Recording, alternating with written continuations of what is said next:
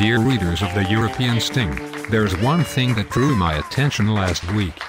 The Bundesbank's president, Mr. Jens Weidmann, statement on the huge difference of interest rate in the Eurozone. I'd like to quote here the statement that reveals how politically invalid are the decision-makers in Berlin. If one enterprise's prospects are not as good as another's, that is quite rightly reflected in different interest rates. The economic and political environment in the relevant countries also plays a role here, of course. Oh, my God.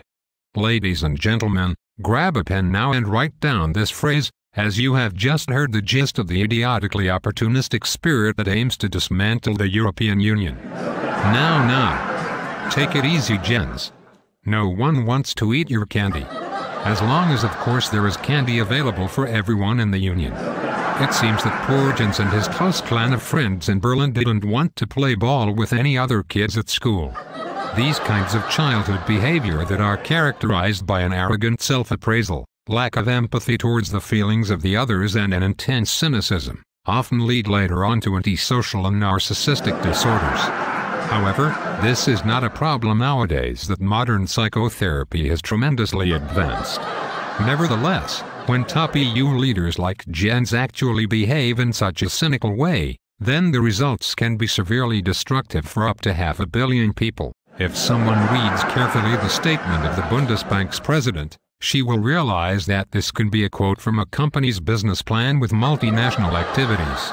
However, to the great astonishment of all the austerity part-time lovers of the world, the European Union is not a multinational. Instead, as stated in the history of the Union, the EU began as a political and economical union, as a way of avoiding conflict and ensuring peace.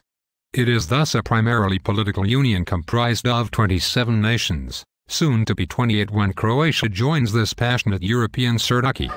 If I am not mistaken, it is nowhere mentioned, whatsoever, that the European Union is a business environment for Germany to do business in 26 markets, where Germany as the mother company with larger equity can take bank loans at ridiculously low interest rates, while the rest of the markets simply cannot afford to take loans.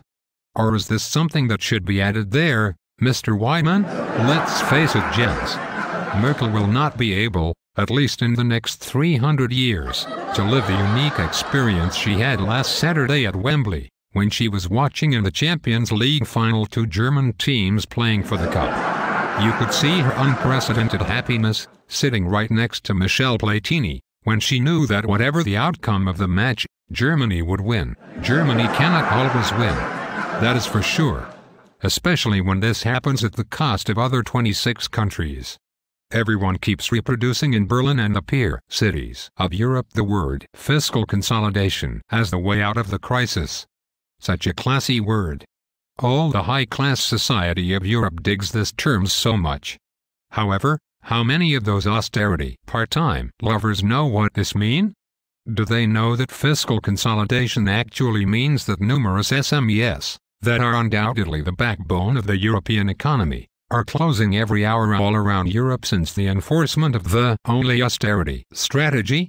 Do they know that consequently unemployment in some countries, or even worse in some regions in Europe, have nothing to be jealous of the unemployment in Afghanistan? Last week Eurostat announced that unemployment in the Spanish region of Andalusia has reached the record of 34.6%. Oh, my God. Does this happen because people from Andalusia are born stupid? Of course not. The average education level of the youth in the south of Europe is extremely high, and this is why many of the best doctors in Germany are Spanish or Greek and not Germans. And it is not only the economic crisis per se that has caused the bankruptcy of all those SMEs. On the top of that comes that magic, blessed word, fiscal consolidation, that is being monolithically applied, and basically makes the wheel too heavy to turn for the economies in crisis. Can't all those well-educated northern austerity lovers/leaders see this? Of course they can. But, you see, it is a classic symptom of the narcissistic personality disorder to take advantage of the others. Thank God there is some sanity in the EU leaders today though. Mr. Tajani, during the European Business Summit in Brussels a couple of weeks ago, he said that austerity is necessary but not the solution to the European problem. Mr. Van Rompuy talks openly against the financial fragmentation in Europe, while Mr. Barroso speaks in favor of a European banking union where every member will borrow with similar interest rates. Moreover, Mr. Letta, the new Italian Prime Minister, is pushing hard everyone in favor of the immediate formation of the banking union in Europe. So many strong, relaxionist voices are being heard today in Europe, to turn a new page in the history of the monetary union, the banking union, that will make the union more solid, equal and democratic. No matter how loud those sirens of sanity are, though, Mr. Schäuble and his peer are wearing 3 earplugs, one on the top of the other. Or is it the German voter that is wearing them? It appears that the Europeans that share a common vision for a strong European Union are giving now some time to the German narcissistic behavior until the September national elections. These people need badly to get re-elected, and they would leave their baby without milk to accomplish that. They act like a spoiled child with no vision for the European Union on this one. Very well then. You have got only until September then, to eat as much European candy as you can, Mrs. Merkel. Then it's time that we all share them. Until next week, join the hive.